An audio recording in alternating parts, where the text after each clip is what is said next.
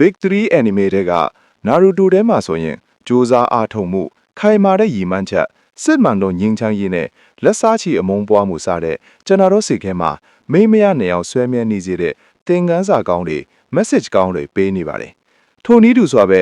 One Piece ဟာလည်းပဲတငယ်ချင်းကောင်းပိတာမှုနဲ့အိမ်မက်နဲ့လွတ်လပ်မှုလိုမျိုးနက်နဲတဲ့လူမှုဘဝတဒနာတွေပေးနေပါတယ်။ဒါဆိုရင် Bleach ကြတော့ရောတကယ်ပဲရှေ့ကနှစ်ခုမလို့လေးနဲ့လက်အရာတွေမပါပဲ cruel ဖြစ်တဲ့တိုက်ခိုက်ခန်းတွေ style ကျတဲ့ action တွေကြီးပဲပါနေတဲ့ aura farming anime တက်ကြီးပဲလားကျွန်တော်ရဲ့အမြင်ကပြောရရင်တော့မဟုတ်ပါဘူး Bleach တင်ပါလည်းပဲရှေ့ကနှစ်ခုလို့နေစဉ်ဘဝမှာအရေးပါတဲ့သင်ခန်းစာခေါင်းတွေနဲ့လီးနက်တဲ့အကြောင်းအရာတွေပါဝင်ပါတယ်ဒီဗီဒီယိုမှာတော့ Bleach စီကနေရရှိခန်းစားမိတဲ့နတ်နဲတဲ့ဘဝသင်ခန်းစာတွေကိုကျွန်တော်ရဲ့ချင်းမြင်ချက်အနေနဲ့တင်ဆက်ပေးသွားပါမယ်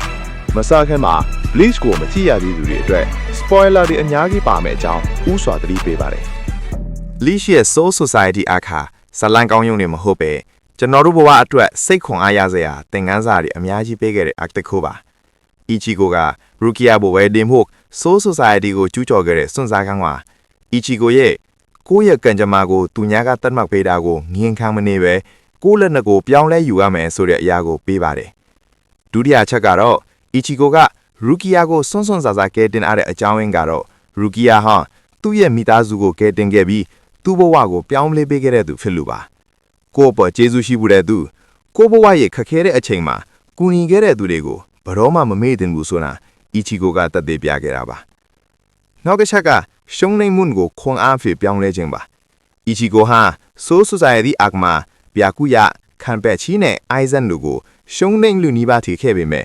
ငါမနိုင်တော့ဘူးဆိုပြီးလက်လျှော့မသွားပဲဘန်ကိုင်အောင်မြင်တဲ့အထိကိုမှွင့်တင်နိုင်ခဲ့ပါတယ်Aranka အကမှာဆိုရင်လေ Grimjaw တဲ့ Sakura တို့ကိုအစပိုင်းမှာအရေးနှိမ့်ခဲ့ပေမဲ့နောက်ပိုင်းမှာသူ့ရဲ့ Hollow စွမ်းရည်ကိုကောင်းကောင်းထိန်းချုပ်နိုင်အောင်အဆက်မြင့်တင်နိုင်ခဲ့ပါတယ်ဒါကြောင့်မို့လို့ရှုံးနိမ့်မှုဆိုတာလမ်းစုံမဟုတ်ပဲပိုတန်မာလာဖို့တွန်းအားပေးတဲ့လေကားတက်ဆိုတာမမေ့ပါနဲ့နောက်တစ်ချက်ကတော့တရားသည့်ဥပဒေတွေထက်လူသားဆန်မှုကပိုအရေးကြီးကြောင်းဗျာကူရရဲ့အဖြစ်ကပြောနေပါတယ် Central 46ကသူ့ရဲ့ညင်မှားချစ်သူ Rukia ကိုတေတံချမှတ်လိုက်တာကိုညင်းဆန်တုံဆိုင်ခြင်းမရှိပဲခုချီခီကလန်ရဲ့ခေါင်းဆောင်ပိသားစွာဥပဒေကိုလိုက်နာဖို့ကိုပဲရွေးချယ်ကြပါတယ်။ Ichigo တို့အဖွဲ့နဲ့သူ့ရဲ့လက်ထောက် Renji က Rukia ကိုကယ်တင်ဖို့ကြိုးစားတာကိုလည်းတားဆီးခဲ့ပါတယ်။ဒါပေမဲ့နောက်ဆုံးမှာတော့အမိန့်ချမှတ်ခဲ့တာဟာ Central 46မဟုတ်ပဲ Aizen ကနောက်ွယ်ကနေအမိန့်ချခဲ့တာပါ။ဒါကြောင့်မို့လို့စီမင်းစီကန်းဒီဆိုတာအမြဲတမ်းမမှန်နေပါဘူး။အဲ့ဒီစီကန်းတွေကလူသားဆန်မှုကိုဖျက်ဆီးလာပြီဆိုရင်အဲ့ဒါကိုပြန်လဲစမ်းစစ်ဖို့လိုအပ်တယ်ဆိုတာ Ichigo ကဗျာကူရကိုတင်ပေးခဲ့တာပါနောက်တစ်ချက်ကတော့တငယ်ချင်း Max ဆွေခေါင်းတွေကိုဘယ်နေရာမှာမဆိုရှာတွေ့နိုင်တာပါ Bleach ရဲ့အစာပိုင်းမှာရန်သူနိုင်မြလွတ်ထင်ရတဲ့ Soul Society မှာတော့ Ichigo ဟာ Hanataro တို့လိုကူညီမဲ့သူတွေကိုတွေ့ခဲ့ရတယ်လို့ Huiko Mundo တက်ကနာရထဲမှာလည်း Espada ဟောင်ထစ်တဲ့ Nelliel နဲ့လည်းမိတ်ဆွေထိခဲ့ပါတယ်။ဒါကြောင့်မို့လို့ကိုရောက်တဲ့နေရာဟာဘလောက်ပဲမောင်မိုက်ရှုထွေးနေပါစေစိတ်ထားကောင်းတဲ့မိတ်ဆွေတွေကိုတော့ရှာဖွေတွေ့ရှိနိုင်တဲ့မိုတီးရစေပါတယ်။နောက်တစ်ချက်ကတော့တခုခုကိုအစွန်းရောက်ကိုးကွယ်ယုံကြည်မှုကမိမိရဲ့အမြင်မှန်ကိုကွယ်ပြောစေတဲ့အကြောင်း Captain Aizen ကိုအရန်ယုံကြည်လွန်းတဲ့ Hinamori ရဲ့အဖြစ်ကသင်ခန်းစာယူစရာပါ။ Hinamori ဟာ Aizen ကိုအလွန်လေးစားယုံကြည်လွန်ခဲ့ပြီးလူဒန်းနတ်ဖြစ်လာအောင်စ조사ခဲ့တာပါသူမရဲ့မျက်စိပိတ်ယုံကြည်မှုက Aizen ရဲ့အတုံးချမှုကိုခံရပြီးအသက်ခံရတာတောင် Aizen ရဲ့ပုံစံအမှန်ကိုမမြင်နိုင်ပဲသူ့ရဲ့ဇမ်ပယ်တိုးနဲ့ဖန်ဆင်းထားတဲ့အတူအယောင် version ကိုသာစုံလုံကန်ယုံကြည်နေတာကကျွန်တော်တို့ fan တွေကိုအစိုးမရောက်ပဲအရှိကိုအရှိတိုင်းလက်ခံတတ်ဖို့ပြောနေတာပါနောက်ထပ်ခံစားမိတာကတော့မိတ်ဆွေတငယ်ချင်းဆိုတာဟာဘလောက်ပဲရင်းနှီးနေပါစေမိမိရဲ့မဟာမိတ်ဖြစ်နိုင်တယ်လို့ရန်သူနဲ့လည်းဖြစ်သွားနိုင်တယ်ဆိုတာပါ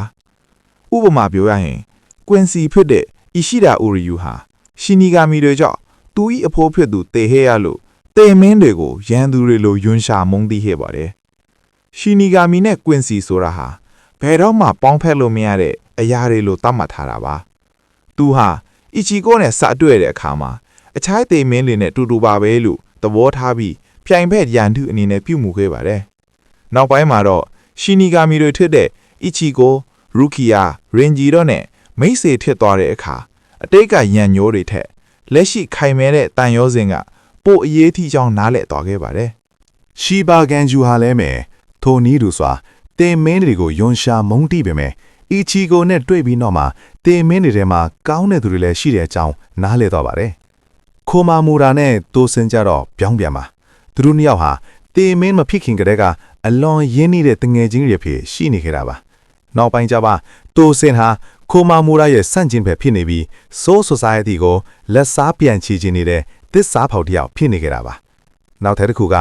လူတစ်ယောက်ရဲ့အပေါ်ယံကိုကြည့်ပြီးကိုထင်သလိုမတတ်မှတ်မိဖို့ Bleach ထဲက character တွေကပြောနေပါတယ်။အရှိမပြောခဲ့တဲ့ Aizen ရဲ့အပြင်ပန်းကိုကြည့်ရင်သဘောကောင်းဖြူစင်းတဲ့လူလိုထင်ရပေမဲ့တကယ်တော့ညံနီညံနဲ့များပြီးလူတိုင်းကိုလိုရာကျူးဆွဲပြီးကာခိုင်းနေတဲ့ villain တစ်ယောက်ပါ။ထွေးအေးပြီးခံစားချက်မရှိသလိုပုံစံနဲ့ကြောက်ဖို့ကောင်းတဲ့ Ichimaru Gen ဟာလည်းတကယ်တော့ချီရသူအတွက်ဘဝတစ်ခုလုံးကိုပေးဆက်သွားတဲ့တချို့တယောက်ထင်နေတာပါ။ကိုတေးတာတင်းတယ်မှာစိတ်ထားအနုညံ့ဆုံးရှိပြီးအမြဲတမ်းပြုံးရွှင်နေတယ်လို့ထင်ရတဲ့ Captain Uno Hana ဟာလည်းတကယ်တမ်းမှာတော့လွန်ခဲ့တဲ့နှစ်တစ်ထောင်ကအလွန်ကြောက်စရာကောင်းပြီးတက်ဖြတ်ရတာကိုနှစ်သက်တဲ့ပထမဦးဆုံးကင်ပချီဖြစ်နေတာပါ